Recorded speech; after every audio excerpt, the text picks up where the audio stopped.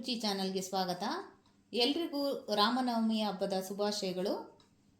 ರಾಮನವಮಿ ಹಬ್ಬಕ್ಕೆ ಸ್ಪೆಷಲ್ ಆಗಿ ಕೋಸಂಬರಿ ಮತ್ತು ಬೆಲ್ಲದ ಪಾನಕ ಮತ್ತು ಮಜ್ಜಿಗೆ ಮಾಡ್ತಾರೆ. ಈಗ ಆಲ್ರೆಡಿ ನಮ್ಮ ಚಾನಲಲ್ಲಿ ಮಜ್ಜಿಗೆ ವಿಡಿಯೋ ಇದೆ. ಇವಾಗ ಕೋಸಂಬರಿ ಮತ್ತು ಬೆಲ್ಲದ ಪಾನಕ ಯಾವ ರೀತಿ ಮಾಡೋದು ಅಂತ ನೋಡೋಣ. ಹೆಸರುಬೇಳೆ ಯಾವ ರೀತಿ ಮಾಡೋದು ಅಂತ ನೋಡೋಣ. ಬೇಕಾಗಿರೋ ಸಾಮಗ್ರಿಗಳು, ನಾನು ಇಲ್ಲಿ ಒಂದು 250 ಗ್ರಾಮು ಹೆಸರುಬೇಳೆ ತೊಗೊಂಡಿದ್ದೀನಿ, 2 ಟೇಬಲ್ ಸ್ಪೂನು ಹಸಿ ಕೊಬ್ಬರಿ ತೊಗೊಂಡಿದ್ದೀನಿ, ತುರ್ದಿಟ್ಕೊಂಡಿದ್ದೀನಿ, ಒಂದು ಸೌತೆಕಾಯಿ ಎರೆದು ಹಚ್ಚಿ ಇಟ್ಕೊಂಡಿದ್ದೀನಿ, ಮತ್ತು ಒಂದು 4 ಹಸಿ ಮೆಣಸಿನ್ಕಾಯಿ, ಒಂದು ಸ್ವಲ್ಪ ರುಚಿಗೆ ತಕ್ಕಷ್ಟು ಉಪ್ಪು, ಒಂದು ಅರ್ಧ ಹೋಳು ನಿಂಬೆಹಣ್ಣು, ಸ್ವಲ್ಪ ಚಿಟಿಕೆಯಷ್ಟು ಕಾಳು ಮೆಣಸಿನ ಪೌಡ್ರು, ಮತ್ತು ಒಂದು ಕಡ್ಡಿ ಕರಿಬೇವು ಕಟ್ ಮಾಡಿ ಇಟ್ಕೊಂಡಿದ್ದೀನಿ, ಸ್ವಲ್ಪ ಕೊತ್ತಂಬರಿ ತೊಗೊಂಡಿದ್ದೀನಿ, ಮತ್ತು ಸ್ವಲ್ಪ ಒಗ್ಗರಣೆಗೆ ಎಣ್ಣೆ ತೊಗೊಂಡಿದ್ದೀನಿ. ಮಾಡೋದು ಯಾವ ರೀತಿ ಅಂತ ನೋಡೋಣ. ಮೊದಲಿಗೆ ಹೆಸರುಬೇಳೆನ 2 ರಿಂದ 3 ಸಲ ಚೆನ್ನಾಗಿ ತೊಳ್ಕೊಂಬಿಡೋಣ. ನೋಡಿ 3-4 ಸಲ ತೊಳೆದು ಇಟ್ಕೊಂಡಿದ್ದೀನಿ ಚೆನ್ನಾಗಿ. ನೋಡಿ ಈ ಎಲ್ಲ ಚೆಲ್ಬಿಟ್ಟು ನೀರು ನೋಡಿ, ಸ್ವಲ್ಪ ಭಾಗ ತಳದಲ್ಲಿ ಒಂದು ಸ್ವಲ್ಪ ನೋಡಿ ಹಿಂಗೆ ನೋಡಿದ್ರೆ ಇಷ್ಟು ಬರಬೇಕು ನೀರು, ಇಷ್ಟಿರಲಿ. ಇದಕ್ಕೆ ಇವಾಗ ಹಚ್ಕೊಂಡಿದ್ದೀವಲ್ವಾ ಆ ಸೌತೆಕಾಯಿ ಮೇಲೆ ಹಾಡ್ಬಿಡೋಣ. ನೋಡಿ ಈ ಥರ, ಅಂದರೆ ಕಾಳು ಹೆಸರುಬೇಳೆ ಎಲ್ಲ ತಳದಲ್ಲಿರಲಿ. ಈ ಸೌತೆಕಾಯಿ ಮೇಲ್ಗಡೆ ಹರಡಿ, ಮತ್ತು ಕೊಬ್ಬರಿ ತೊಗೊಂಡಿದ್ವಲ್ಲ ಈ ಕೊಬ್ಬರಿನೂ ಇದ್ರ ಮೇಲೆ ಹಾಕ್ಬಿಡೋಣ, ಮತ್ತು ಕೊತ್ತಂಬರಿನೂ ಹಾಕ್ಬಿಡೋಣ. ಸ್ವಲ್ಪ ಹಾಕೋಣ, ಸ್ವಲ್ಪ ಮಡಗಿರೋಣ, ಲಾಸ್ಟಲ್ಲಿ ಹಾಕೋಣ. ಇವಾಗ ಇದನ್ನೊಂದು 2 ಅವರ್ ನೆನೆಯಕ್ಕೆ ಬಿಟ್ಬಿಡೋಣ. ಮತ್ತು ಆವಾಗಲೇ ಸಾಸಿವೆ ಹೇಳೋದು ಮರ್ತಿದ್ದೆ, ಸ್ವಲ್ಪ ಚಿಟಿಕೆ ಸಾಸಿವೆನೂ ತೊಗೊಂಡಿದ್ದೀನಿ ಒಗ್ಗರಣೆಗೆ. ಇವಾಗ 2 ಅವರ್ ಆಗಿದೆ. ನೋಡೋಣ ಹೆಸರುಬೇಳೆ ಯಾವ ಥರ ನೆಂದಿದೆ ಅಂತ. ನೋಡಿ ಕರೆಕ್ಟಾಗಿ ನೆಂದಿದೆ ಹೆಸರುಬೇಳೆ. ಅಂದರೆ ಈ ರೀತಿ ಮಾಡೋದು ಯಾಕೆ ಅಂದರೆ, ಸೌತೆಕಾಯಲ್ಲಿ ನೀರಿನ ಅಂಶ ಇರುತ್ತಲ್ಲ, ಅದು ವೇಸ್ಟ್ ಆಗೋದು ಬೇಡ ಅಂತ ಹೇಳ್ಬಿಟ್ಟು ಈ ಥರ ಮಾಡೋದು. ತುಂಬ ಚೆನ್ನಾಗಿರುತ್ತೆ. ಈ ಥರ ಒಂದ್ಸಲಿ ಟ್ರೈ ಮಾಡಿ ನೋಡಿ. ನೋಡಿ ಇವಾಗ ಮಿಕ್ಸ್ ಮಾಡೋಣ.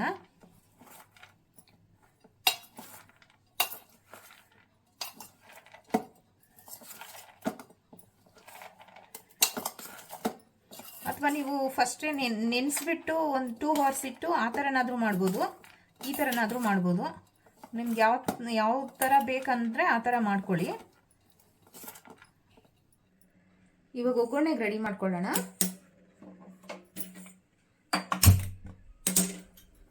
ಒಂದು 2 ಟೇಬಲ್ ಸ್ಪೂನ್ ಎಣ್ಣೆ ಹಾಕ್ಕೊಳ್ಳೋಣ. ಇದಕ್ಕೆ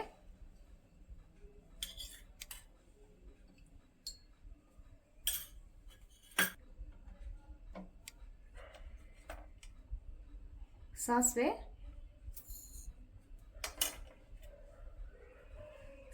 ಚಿಟಪಟ ಅನ್ನಲಿ.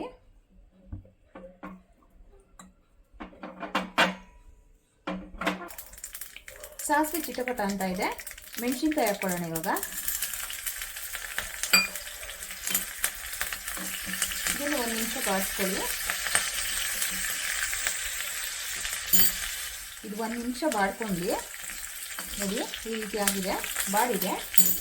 ಇವಾಗ ಕರಿಬೇವು ಕಟ್ ಮಾಡಿ ಇಟ್ಕೊಂಡಿದ್ನಲ್ಲ ಅದು ಹಾಕ್ತಾ ಇದ್ದೀನಿ. ಇದನ್ನು ಹಾಕ್ಬಿಟ್ಟು ಸ್ಟವ್ ಆಫ್ ಮಾಡಿಬಿಡೋಣ. ಅದು ಜಾಸ್ತಿ ಬೇಯಬಾರ್ದು ಕರಿಬೇವು. ಈ ಮೆಣಸು ಪುಡಿ ತೊಗೊಂಡಿದ್ನಲ್ಲ, ನೀವು ಒಗ್ಗರಣೆಗಾದರೂ ಹಾಕ್ಕೊಬೋದು, ಇಲ್ಲಾಂದರೆ ಡೈರೆಕ್ಟ್ ಹಂಗೆ ಹೆಸರುಬೇಳೆಗಾದರೂ ಹಾಕ್ಬೋದು. ನಾನು ಇಲ್ಲಿ ಒಗ್ಗರಣೆಗೆ ಹಾಕಿದ್ದೀನಿ. ನೋಡಿ ಒಗ್ಗರಣೆ ರೆಡಿಯಾಗಿದೆ. ಇದು ಸ್ವಲ್ಪ ಒಂದು 2 ನಿಮಿಷ ತಣ್ಣಗಾಗೋದಕ್ಕೆ ಬಿಟ್ಬಿಡೋಣ. ತಣ್ಣಗಾದ್ಮೇಲೆ ಹೆಸರುಬೇಳೆಗೆ ಮಿಕ್ಸ್ ಮಾಡೋಣ. ತಣ್ಣಗಾಗಲಿ. ನೋಡಿ ಒಗ್ಗರಣೆ ತಣ್ಣಗಾಗಿದೆ. ಇವಾಗ ಹೆಸರುಬೇಳೆಗೆ ಮಿಕ್ಸ್ ಮಾಡ್ಕೊಳ್ಳೋಣ.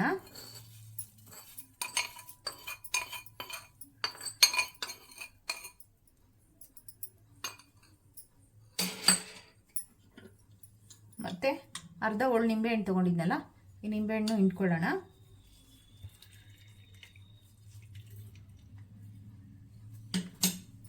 ಮತ್ತು ರುಚಿಗೆ ತಕ್ಕಷ್ಟು ಉಪ್ಪು,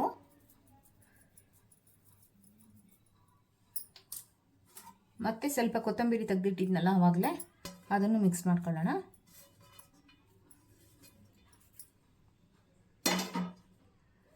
ನೋಡಿ ಇವಾಗ ಎಲ್ಲ ಹಾಕಾಗಿದೆ. ಇವಾಗ ಮಿಕ್ಸ್ ಮಾಡ್ಕೊಳ್ಳೋಣ ಚೆನ್ನಾಗಿ. ನೀವು ಈ ಹೆಸರುಬೇಳೆಗೆ ಕ್ಯಾರೆಟ್ ಬೇಕಂದ್ರೂ ಹಾಕ್ಕೊಬೋದು. ನಾನು ಕ್ಯಾರೆಟ್ ಹಾಕಿಲ್ಲ. ಈ ಥರ ಮಾಡಿ ನೋಡಿ, ತುಂಬ ಚೆನ್ನಾಗಿರುತ್ತೆ.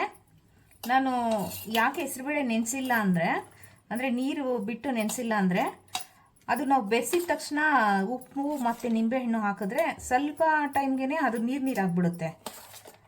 ಈ ಥರ ಮಾಡಿದ್ರೆ ಅದು ಆ ಥರ ನೀರು ಬರೋದು ಅವಾಯ್ಡ್ ಆಗುತ್ತೆ, ನೀರಾಗೋದು ಅವಾಯ್ಡ್ ಆಗುತ್ತೆ. ಹಾಗಾಗಿ ನಾನು ಈ ಥರ ಮಾಡಿದ್ದೀನಿ. ತುಂಬ ಚೆನ್ನಾಗಿರುತ್ತೆ. ಈ ಥರ ಟ್ರೈ ಮಾಡಿ ನೋಡಿ ಒಂದ್ಸಲಿ. ನೋಡಿ ರೆಡಿಯಾಗಿದೆ. ಈಗ ಸರ್ವ್ ಮಾಡ್ಕೊಳ್ಳೋಣ. ಬೆಲ್ಲದ ಪಾನಕ ಯಾವ ರೀತಿ ಮಾಡೋದು ಅಂತ ನೋಡೋಣ. ಬೇಕಾಗಿರುವ ಸಾಮಗ್ರಿಗಳು, ನಾನು ಒಂದು 3/4 ಕಪ್ಪು ಬೆಲ್ಲ ತಗೊಂಡಿದ್ದೀನಿ, ಮತ್ತು ಅರ್ಧ ಕರ್ಬೂಜ ತಗೊಂಡಿದ್ದೀನಿ, ಒಂದು 6 ಕಾಳು ಮೆಣಸು ತಗೊಂಡಿದ್ದೀನಿ, ಒಂದು 4 ಏಲಕ್ಕಿ. ಮಾಡೋದು ಯಾವ ರೀತಿ ಅಂತ ನೋಡೋಣ. ನೋಡಿ, ಕರ್ಬೂಜ ಎಲ್ಲ ತೆಗೆದ್ಬಿಟ್ಟು ಮಿಕ್ಸಿ ಜಾರ್ಗೆ ಹಾಕೊತಾ ಇದ್ದೀನಿ. ನೋಡಿ, ಎಲ್ಲ ಮಿಕ್ಸಿ ಜಾರ್ಗೆ ಹಾಕೊಳ್ಳಿ. ನಾನಿಲ್ಲಿ ಆರ್ಗ್ಯಾನಿಕ್ ಬೆಲ್ಲ ತೊಗೊಂಡಿದ್ದೀನಿ. ನೀವು ಮಾಮೂಲಿ ಬೆಲ್ಲ ಹಾಕಬೇಕಂದ್ರೆ ಇದಕ್ಕಿಂತ ಸ್ವಲ್ಪ ಹೆಚ್ಚಿಗೆ ಪ್ರಮಾಣದಲ್ಲಿ ಹಾಕಿ. ನಾನು ಒಂದು 3/4 ಕಪ್ ತೊಗೊಂಡಿದ್ದೀನಿ 1 ಲೀಟ್ರು ಜ್ಯೂಸ್ಗೆ. ನೀವು 1 ಲೀಟ್ರ್ ಜ್ಯೂಸ್ಗೆ ಒಂದು ಫುಲ್ ಬೌಲ್ ಹಾಕಿದ್ರೆ ಕರೆಕ್ಟಾಗಿ ಆಗುತ್ತೆ. ನೀವು ಬೆಲ್ಲ ಟೇಸ್ಟ್ ನಿಮಗೆ ಸ್ವೀಟ್ ಜಾಸ್ತಿ ಬೇಕಂದರೆ ಜಾಸ್ತಿ ಹಾಕ್ಕೊಳ್ಳಿ, ಕಮ್ಮಿ ಬೇಕಂದರೆ ಕಮ್ಮಿ ಹಾಕ್ಕೊಳ್ಳಿ. ಇವಾಗ ಇದನ್ನು ಗ್ರೈಂಡ್ ಮಾಡ್ಕೊಳ್ಳೋಣ. ಒಂದು ಅರ್ಧ ನಿಮಿಷದಿಂದ 1 ನಿಮಿಷ ಬೇಕಂದ್ರೂ ಮಾಡ್ಕೊಬೋದು. ಪೇಸ್ಟ್ ಆದರೂ ಮಾಡ್ಕೊಳ್ಳಿ, ಸ್ವಲ್ಪ ತರಿಯಾಗಿದ್ರೂ ಚೆನ್ನಾಗಿರುತ್ತೆ. ನಿಮ್ಗೆ ಯಾವ ರೀತಿ ಬೇಕೋ ಆ ರೀತಿ ಮಾಡ್ಕೊಳ್ಳಿ. ಗ್ರೈಂಡ್ ಮಾಡ್ಕೊಳ್ಳೋಣ ಇವಾಗ. ನೋಡಿ, ಇದು ರುಬ್ಬಾಗಿದೆ. ಇವಾಗ ಇದನ್ನ ಸೈಡ್ಗೆ ಇಟ್ಕೊಂಡ್ಬಿಡೋಣ. ಇವಾಗ ನಾನು ಒಂದು ಬಟ್ಲು ತಗೊಂಡು ಇದಕ್ಕೆ 1 ಲೀಟ್ರ್ ನೀರು ಹಾಕ್ಕೊತಾ ಇದ್ದೀನಿ.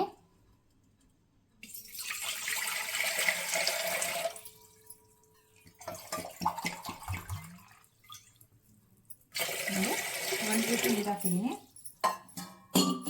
ಇವಾಗ ಬೆಲ್ಲ ಇದಕ್ಕೆ ಮಿಕ್ಸ್ ಮಾಡ್ಕೊಳ್ಳೋಣ. ಇದು ಪೌಡ್ರು ಬೆಲ್ಲ ಆಗಿರೋದ್ರಿಂದ ಬೇಗ ಕರಗ್ಬಿಡುತ್ತೆ. 1 ನಿಮಿಷ ಹಿಂಗೆ ಆಡಿಸ್ಕೊಳ್ಳೋಣ. ನೋಡಿ, ಹಿಂಗೆ 1-2 ನಿಮಿಷ ಆಡಿಸ್ಕೊಂಡ್ರೆ ಸಾಕು, ಕರ್ಗೋಗ್ಬಿಡುತ್ತೆ.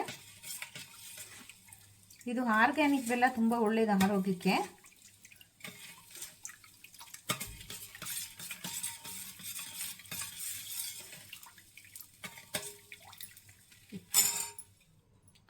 ನೋಡಿ,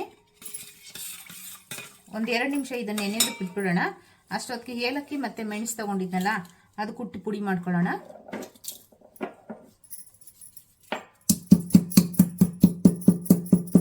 ನೋಡಿ, ಬೆಲ್ಲ ಎಲ್ಲ ಕರಗಿದೆ. ಇವಾಗ ನಾನು ಕುಟ್ಟಿದ್ನಲ್ಲ ಏಲಕ್ಕಿ ಮತ್ತು ಮೆಣಸು, ಇದನ್ನು ಹಾಕ್ಕೊಳ್ಳೋಣ. ಇದಕ್ಕೆ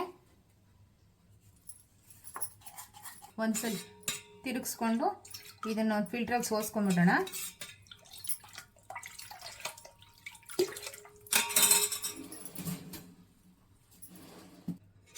ಇವಾಗ ಸೋಸ್ಕೊಳ್ಳೋಣ ಇದನ್ನ.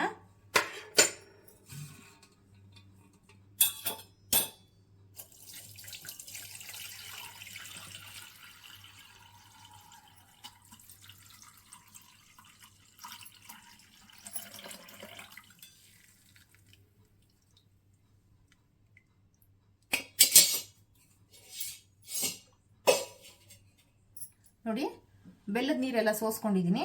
ಇದು ಪಾತ್ರೆ ಸ್ವಲ್ಪ ಚಿಕ್ಕದಾಯಿತು, ಹಂಗಾಗಿ ನಾನು ಇದನ್ನು ತೊಳ್ಕೊಂಡು ಇದಕ್ಕೆ ಹಾಕೊತಾ ಇದ್ದೀನಿ.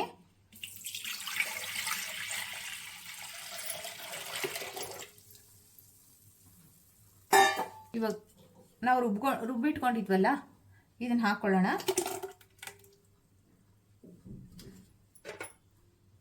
ಇದೇ ನೀರು ಸ್ವಲ್ಪ ಜಾರಿಗೆ ಹಾಕ್ಕೊಂಡು ಇದರಲ್ಲಿ ಇರೋದನ್ನೆಲ್ಲ ಇದಕ್ಕೆ ತಕ್ಕೊಳ್ಳೋಣ.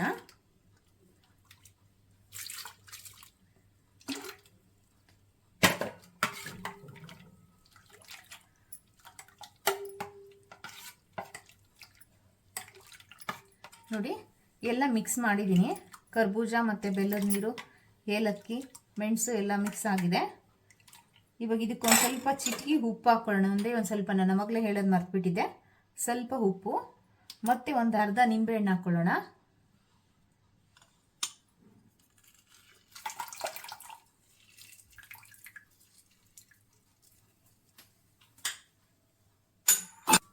ನೋಡಿ, ಇವಾಗ ಪರ್ಫೆಕ್ಟಾಗಿ ರೆಡಿ ಆಗಿದೆ ಬೆಲ್ಲದ ಜ್ಯೂಸು. ತುಂಬ ನೋಡಿ, ಇವಾಗ ಪಾನಕ ರೆಡಿಯಾಗಿದೆ. ಸರ್ವ್ ಮಾಡ್ಕೊಳ್ಳೋಣ. ರೆಡಿಯಾಗಿದೆ, ಸರ್ವ್ ಮಾಡ್ತಾ ಇದ್ದೀನಿ.